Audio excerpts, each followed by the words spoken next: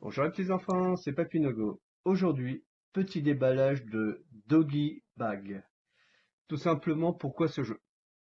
J'avais découvert ce jeu aux couleurs du jeu, je crois que c'était l'été dernier. Mathieu, mon commanditaire, lors de la soirée, il dit, bah tenez, j'ai des petits jeux d'ambiance à vous faire test.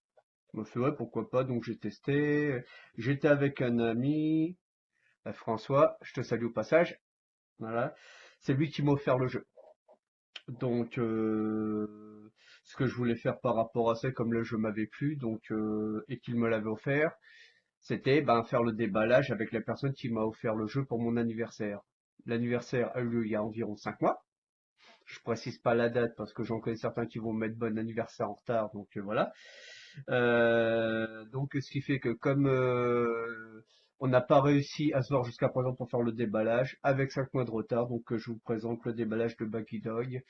Je vous ferai une mise en place et aussi comment on joue au jeu. Donc, c'est un jeu d'Antonin Bocara. Le design est de Céline Kierman. C'est un jeu BlackRock. Alors, des parties d'environ 20 minutes, 8 ans et plus, et de 2 à 6 joueurs. Donc, petit jeu d'ambiance et aussi en famille. Je pense que ceux qui ont des enfants apprécieront.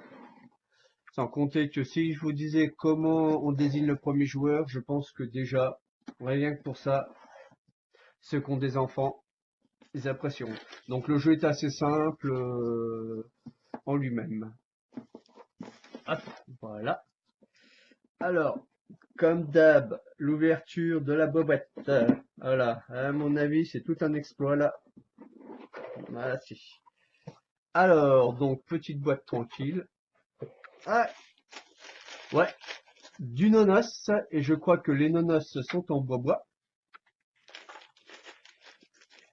Rectification. C'est bien du bois, donc vous avez environ, au niveau des couleurs, donc du rouge,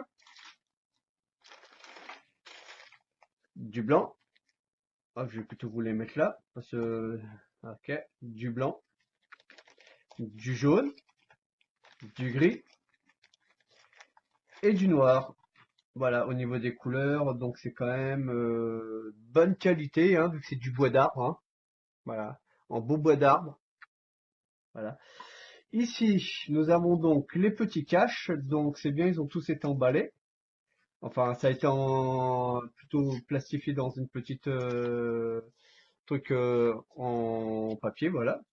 Donc là, vous avez petits vos petits caches que vous mettrez là où vous mettrez votre petite réserve, quoi. Donc voilà. Là, si on regarde bien les points que ça vous rapporte, le nombre que vous en avez au démarrage, et grosso modo les actions que vous allez avoir. Après, nous avons donc une popoche pour mettre, chose que je vais faire maintenant, tous les os. Voilà. Au moins, ça m'évitera de m'embêter avec un sleeve. Et on n'a rien dedans. Non. Une belle popoche bien grande. Voilà. Vous mettez tous vos petits machins pour le... Et c'est là-dedans que ça se passera. Bon. Après, qu'est-ce que nous avons donc? Nous avons donc les phases d'action. Je crois que ça c'est le jeton de premier joueur. Je vais regarder vite fait dans la... Comme là, nous avons aussi la règle qui était tout en dessous. Alors, bien sûr, une règle en français. Ok, donc qui tient, vous voyez, une double page pliée en deux. Et vous avez aussi les règles en anglais. Donc, en avant pour le matériel. Donc, qu'est-ce qu'ils nous disent? Tac, tac, tac, tac, tac, tac, tac, tac, tac. Ok. Donc là, c'est le grand méchant. Ça se dépunch facilement. C'est de la tuile épaisse, hein. Voilà. Et qu'est-ce qu'ils nous disent donc? Lui, c'est le coffre de Fage. Fagin. Certainement. Voilà. Après, nous avons 8 tuiles, 8 tuiles avec des actions spécifiques. Voilà. Pour chacune. Et les pièces de... Alors, qu'est-ce qu'ils disent pour les pièces?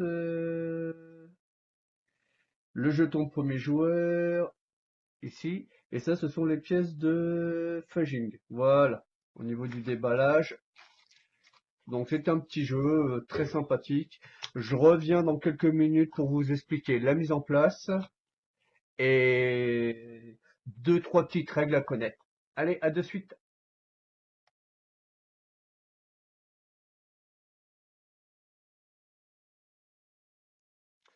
Mise en place d'une partie de Doggy Bag. C'est pas compliqué. Ici, vous aurez au milieu les rôles. Il y en a 8 au total.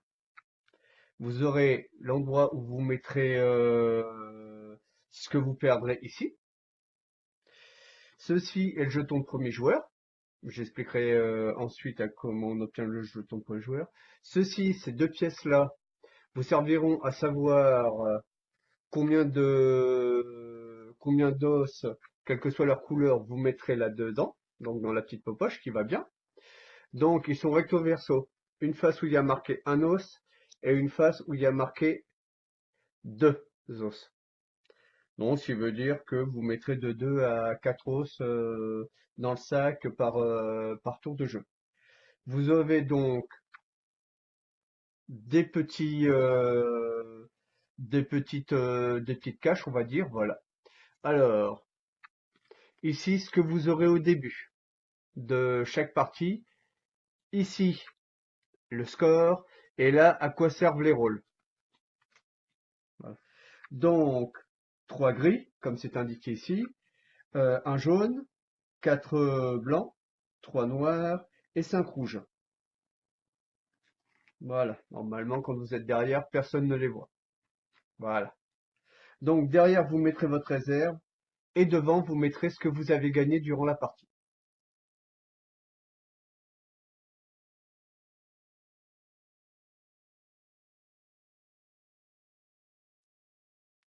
Qui gagne à Baggy Dog? Celui qui aura devant son paravent un maximum d'os. Et pour chaque os, vous avez un certain nombre de points. Donc c'est celui qui aura le plus de points qui aura gagné la partie. À moins que d'ici là, tous vos adversaires aient été éliminés et que vous êtes le dernier en jeu, à ce moment-là, vous aurez gagné. Il vous faudra donc, comme premier joueur, et il aura ceci, au démarrage de la partie, vous devrez aboyer. Faire le meilleur aboiement de chien, et à ce moment-là, c'est vous qui devenez premier joueur. Et vous récupérez ceci. Quand vous les lancerez, vous avez deux faces. Une face à 1 et une face à 2. Et donc, en fonction du résultat que vous aurez sur la table, vous mettrez entre 2 et 4 os dans la poche.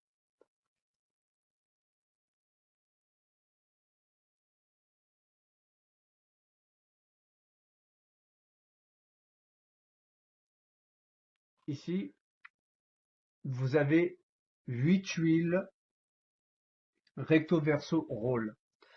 Devant, pour les 8 faces recto, vous avez 8 rôles différents. J'en prends la première.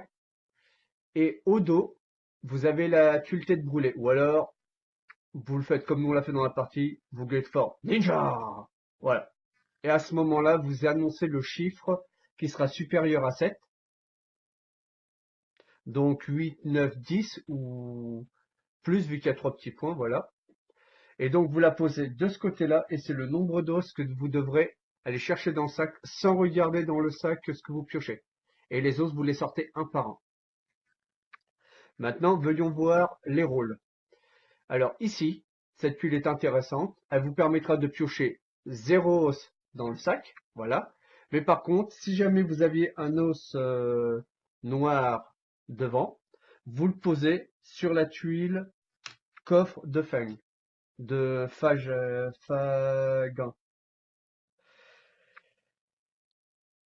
Voilà. Et ça s'appelle la tuile Fayot. Voilà. La deuxième, ça s'appelle la tuile guetteur. Dans le sac, donc vous aurez un os à piocher au total. Et donc, c'est quand vous piochez les tuiles que vous faites l'effet. Donc là, grosso modo, vous devrez chercher un os et le poser sur la tuile de fang.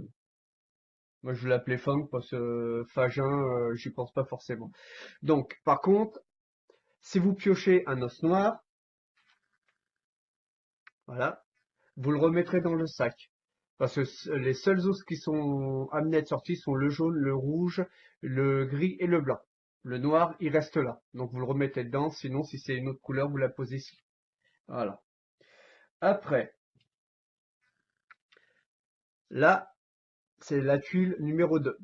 C'est-à-dire que au tour suivant, si vous la piochez, vous devenez premier joueur. Ici, vous avez la tuile de pickpocket. Alors pareil que la tuile guetteur, donc vous piocherez un os dans le sac. Et s'il est jaune, rouge, blanc, gris, vous le mettrez ici. S'il est noir, vous le remettez ici. En cas, la tuile numéro 4, enfin numéro T4, rectification, ça s'appelle la taupe. Vous regarderez ce qu'il y a dans le sac, donc ça peut être intéressant. Et c'est tout. Par contre, vous n'en parlez à personne et vous êtes le seul à voir ce qui se passe. La tuile où il y a marqué numéro 5, c'est la tuile éclaireur. Donc, vous tirez 3 os, quelle que soit la couleur. Et donc, normalement, vous en mettrez un ici et les 3 os là. Les 2 autres restants, vous les remettrez dans le sac. À savoir que si vous piochez un os noir, normalement, vous le mettez ici. Et normalement, si vous en piochez encore 2, vous êtes éliminé pendant la partie. Alors, en attendant, lui, il prendra 2 os, quelle que soit la couleur, et les mettra, donc il partira d'ici pour les 2 os, et les mettra dans le sac. La tuile numéro T7, alors, vous permet de faire un échange, ça s'appelle le crack. C'est-à-dire que vous prenez un os qui vous intéresse, ici, et vous l'échangez avec un os de votre paravent qui est derrière. Voilà. Et en sachant qu'en fonction, donc ça c'est la première partie, parce que les chiffres que vous avez là vous serviront pour la partie, ce qu'on appelle tout communément l'ARSA.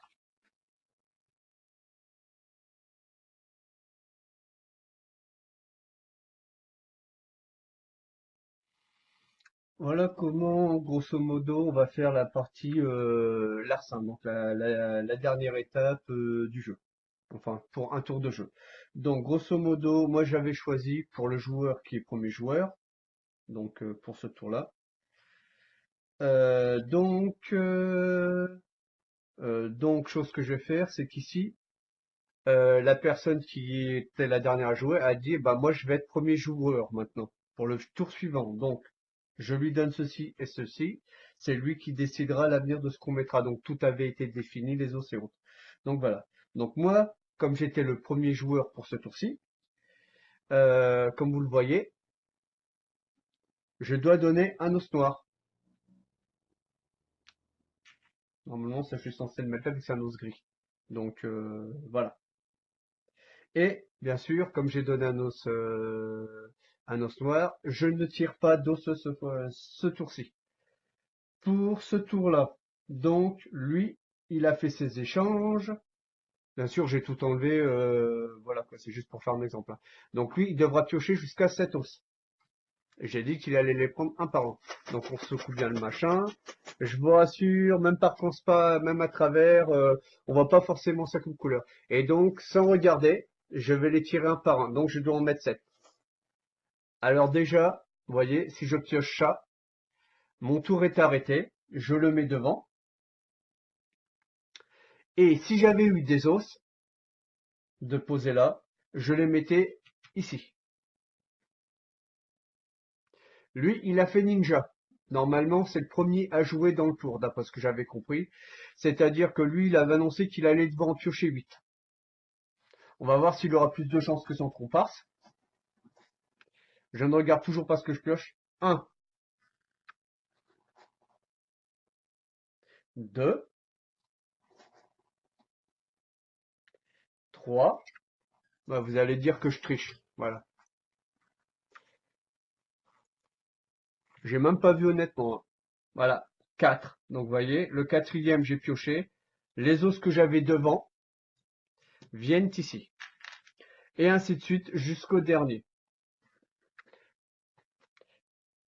Là, je vous ai tout expliqué au niveau des règles et comment on y joue. Prochainement, je vous ferai une petite partie avec un pote, ou deux, voire trois, vu que c'est un petit jeu d'ambiance, et au moins vous verrez un peu plus facilement comment on y joue, c'est tout simple. Et ça devrait vraiment plaire si vous avez des potes qui aiment bien la déconne, parce que ça peut très vite prendre des proportions hors normes. Donc si la vidéo vous a plu, petit pouce bleu. Si ça vous a pas plu, ben, petit pouce rouge. Si vous voulez me laisser un com, pas de souci. Et bien sûr, si vous voulez suivre la suite de mes aventures, n'hésitez pas à vous abonner. Et ben moi je vais vous souhaiter une bonne journée et je vous dis à bientôt.